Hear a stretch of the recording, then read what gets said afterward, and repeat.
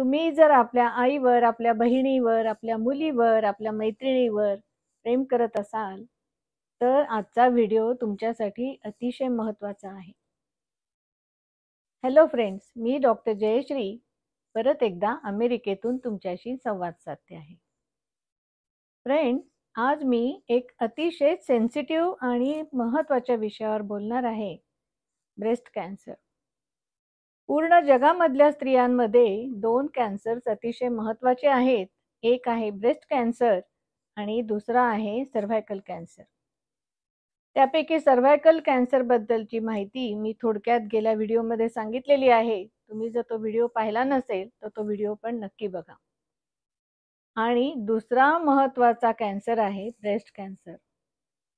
पूर्ण जगामध्ये कित्येक स्त्रिया या कॅन्सरमुळे मृत्युमुखी पडतात आणि त्याचं प्रमाण दिवसेंदिवस वाढत चाललेलं आहे. मी जास्त आकडेवारीमध्ये जाणार नाही, परंतु जस्ट एक अवेअरनेस म्हणून मी आकडे सांगते आणि ते फार इंटरेस्टिंग आहेत.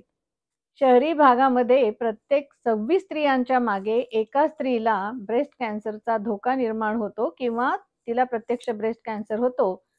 आणि रुरल इंडियामध्ये हेच प्रमाण 60 स्त्रियांच्या मागे एका स्त्रीला ब्रेस्ट कॅन्सरचा धोका होतो. यावरूनच लक्षात घ्या की ब्रेस्ट कॅन्सरची कारणं काय असू शकतात.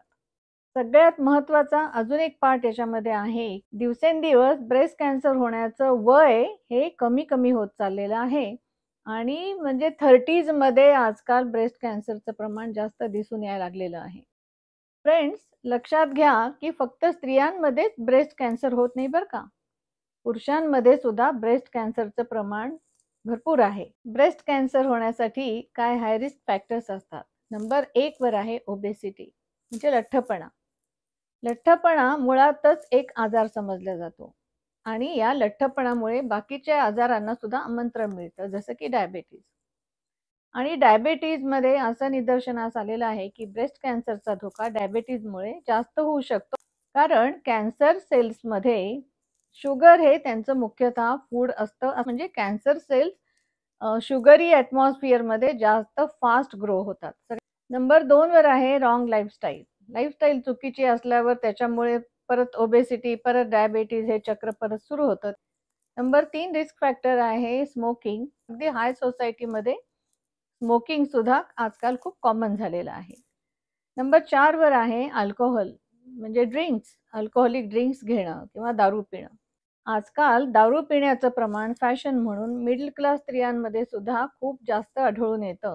पुढचं कारण आहे की तुमच्या आजूबाजूला असणारे काही टॉक्सिक घटक, एन्व्हायरमेंटल टॉक्सिन्स, जे आपल्या हातात नाहीये, म्हणजे ते इनव्हिजिबल असतात. आजकाल ज्या भाज्यावर जे इन्सेक्टिसाइड्स खूप मारल्या जातात, ते सुद्धा ब्रेस्ट कॅन्सरसाठी कारणीभूत असतात. आजकाल ब्रेस्ट फीडिंग न करण्याचं सुद्धा एक मोठं फॅड आलेलं आहे हाय सोसायटीमध्ये, की ज्याच्यामुळे ब्रेस्ट कॅन्सर होण्याचा धोका वाढतो. आणि असं समजलं जातं की ज्या स्त्रिया ब्रेस्ट फीडिंग करतात त्यांच्यामध्ये ब्रेस्ट कॅन्सरचा धोका कमी आढळून येतो. याचबरोबर संतती प्रतिबंधक गोळ्या घेणे किंवा मेनोपॉज नंतर हॉर्मोन रिप्लेसमेंट थेरपी घेणे, ज्याच्यामध्ये आर्टिफिशियल हॉर्मोन्स तुम्ही तुमच्या बॉडीमध्ये घेत असता, हे सुद्धा एक ब्रेस्ट कॅन्सर होण्यासाठी रिस्क फॅक्टर समजला जातो. सगळ्यात महत्त्वाचं कारण आहे जेनेटिक्स, जे कोणाच्याही हातात नाही. त्यामुळे आजकाल BRCA नावाची एक जेनेटिक टेस्ट सुद्धा केली जाते. त्यामुळे तुमचा ब्रेस्ट कॅन्सरचा धोका समजू शकतो. तर आता हे तर झाले हाय रिस्क फॅक्टर्स. पण हाय रिस्क स्त्रिया कोणत्या आहेत की ज्यांनी अवेअर असायला पाहिजे ब्रेस्ट कॅन्सरच्या बाबतीत?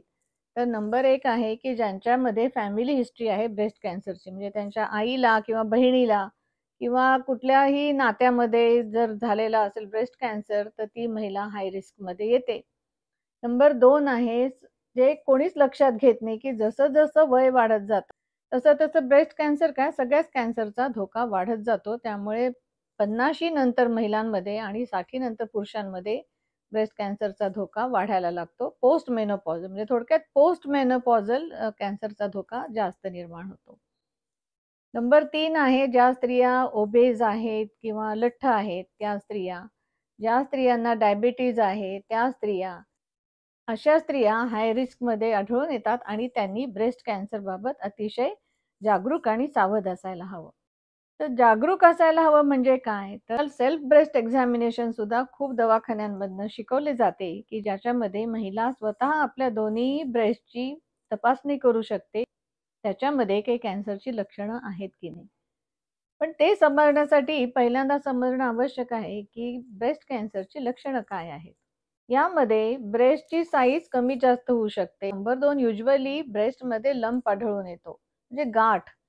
आणि मोस्टली सगळे ब्रेस्ट कॅन्सर्स यानीच प्रेझेंट होतात, या सिम्प्टमनी प्रेझेंट होतात, की ब्रेस्टमध्ये गाठ आढळून आलेली आहे.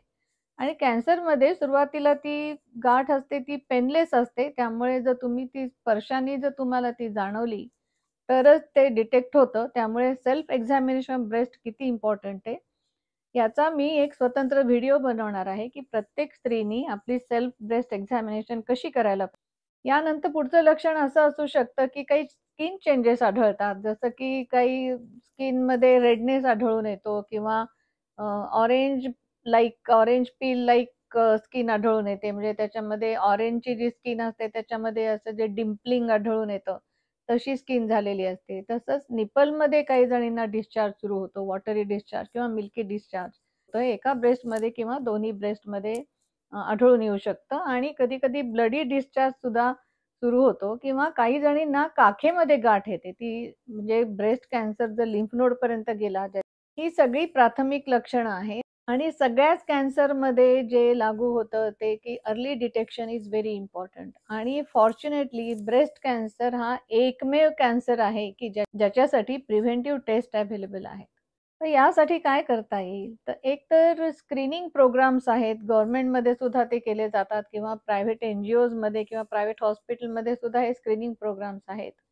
ज्याला मॅमोग्राम म्हणतात. मॅमोग्राम म्हणजे एक ब्रेस्टचा एक स्पेशल एक्स-रे असं म्हणायला हरकत नाही.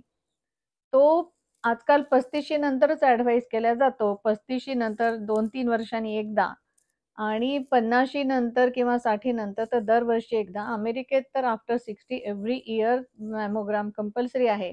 आजकाल आर्टिफिशियल इंटेलिजन्समुळे जे 3D इमेजेस सुद्धा आलेले आहेत, ज्याच्यामध्ये ब्रेस्ट एम-आर-आय केले जातात किंवा अल्ट्रासाउंड आहेत, 3D अल्ट्रासाउंड आहेत. त्यामुळे सुद्धा ब्रेस्ट कॅन्सरचं खूप अर्ली डिटेक्शन केलं जातं.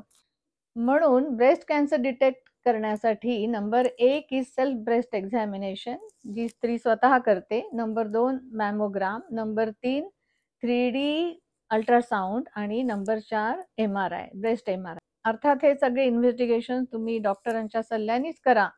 मी तर प्रत्येक माझ्या मैत्रिणींना असा सल्ला देईन, की आपल्या प्रत्येक वाढदिवसाला ब्रेस्ट कॅन्सर स्क्रीनिंग टेस्ट करायला नक्की विसरू नका.